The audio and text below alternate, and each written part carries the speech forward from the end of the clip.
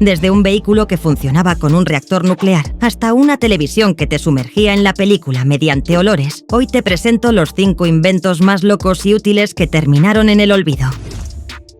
El monociclo motorizado. Dynasphere. A principios de la década de 1930, el inventor británico Dr. John Archibald Purves presentó al mundo el Dynasphere, un vehículo que parecía sacado de una novela de ciencia ficción. Su invento era esencialmente una rueda gigante con un asiento para el conductor y un motor en su interior. Se manejaba inclinando el cuerpo y podía alcanzar velocidades de hasta 48 km por hora. La idea era crear un medio de transporte personal más eficiente en el consumo de combustible y con un diseño radicalmente simple. Su aspecto era espectacular y futurista, prometiendo una forma de movilidad completamente nueva y ágil. Pero a pesar de ser una idea revolucionaria, el Dynasphere tenía problemas garrafales. El más evidente era la dificultad para frenar, ya que detener una rueda masiva en movimiento era una completa pesadilla. Además, la visibilidad del conductor era muy limitada por la estructura de la rueda, y lo que era peor es que era propenso a un fenómeno llamado gear billing. Si el conductor aceleraba o frenaba demasiado bruscamente la cabina interna, podía empezar a girar junto con la rueda exterior, atrapando al piloto en una centrifugadora, por lo que resultó ser demasiado impráctico y peligroso para el uso diario.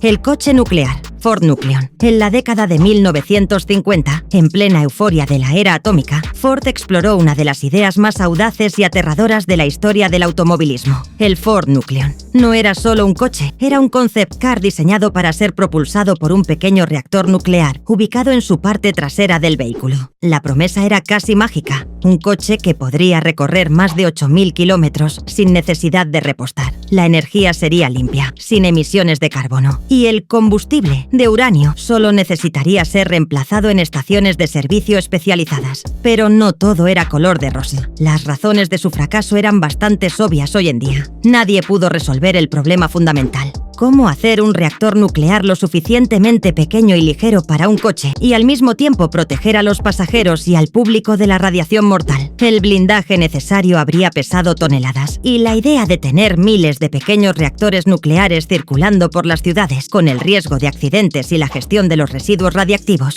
convirtió este sueño en una pesadilla de seguridad. Nunca pasó de la fase de maqueta a escala. Pero antes de continuar, déjame decirte que si te está gustando el video, te invito a que te suscribas y me regales un like. También te invito a darme tu opinión en los comentarios sobre cuál de estos inventos locos te llamó más la atención. El coche anfibio, Amphicar. Diseñado en Alemania en la década de 1960, el Amphicar fue el único vehículo anfibio para pasajeros producido en masa. Era un coche convertible que, con solo accionar una palanca, podía navegar en el agua gracias a 2 hélices montadas en la parte trasera. Este invento resolvía un problema de nicho, pero de una manera espectacular. Era perfecto para deportistas, pescadores o personas que vivían cerca de lagos y ríos. La idea de conducir directamente desde la carretera hacia el agua sin detenerse era el sueño de muchos y un logro de ingeniería impresionante para la época. Pero el problema del Amphicar fue que intentó ser 2 cosas a la vez y no destacó en ninguna. Como coche era lento, pesado y poco fiable. Como barco era lento y difícil de maniobrar, especialmente con viento o corrientes. Además, requería un mantenimiento exhaustivo y había que engrasar 13 puntos diferentes cada vez que salía del agua. Además, era propenso a las fugas. Su alto precio y su rendimiento mediocre tanto en tierra como en agua sellaron su destino comercial, produciéndose menos de 4.000 unidades.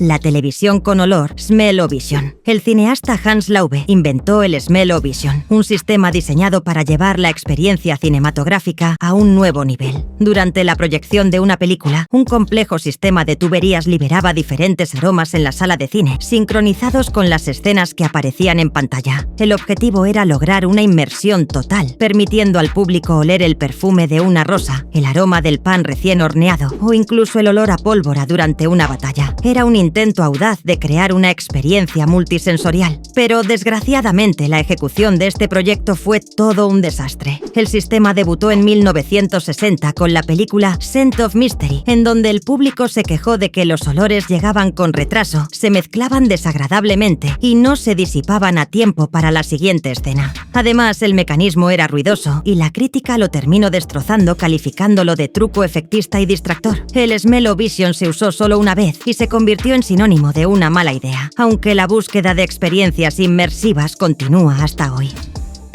El Newton Message Pad de Apple. Mucho antes del iPhone y el iPad, Apple se aventuró en el mundo de los dispositivos de mano con el Newton Message Pad en 1993. Era un asistente digital personal que prometía organizar tu vida con calendario, notas, contactos y una característica revolucionaria, el cual era el reconocimiento de escritura a mano. Fue un producto visionario y prácticamente el abuelo del smartphone moderno. La idea de llevar un ordenador en el bolsillo y de interactuar con él usando un lápiz óptico para escribir directamente en la pantalla era algo sacado de la ciencia ficción para la mayoría de la gente en esa época. Pero su característica estrella, el cual era el reconocimiento de escritura, era notoriamente poco fiable en las primeras versiones y volviéndose famoso por interpretar incorrectamente las palabras, un fallo que fue inmortalizado y ridiculizado en un episodio de Los Simpson. Además, era grande, pesado y muy caro empezando desde los $700. Aunque las versiones posteriores mejoraron significativamente, la mala reputación inicial y la falta de un mercado claro hicieron que Steve Jobs lo cancelara a su regreso a Apple en 1998.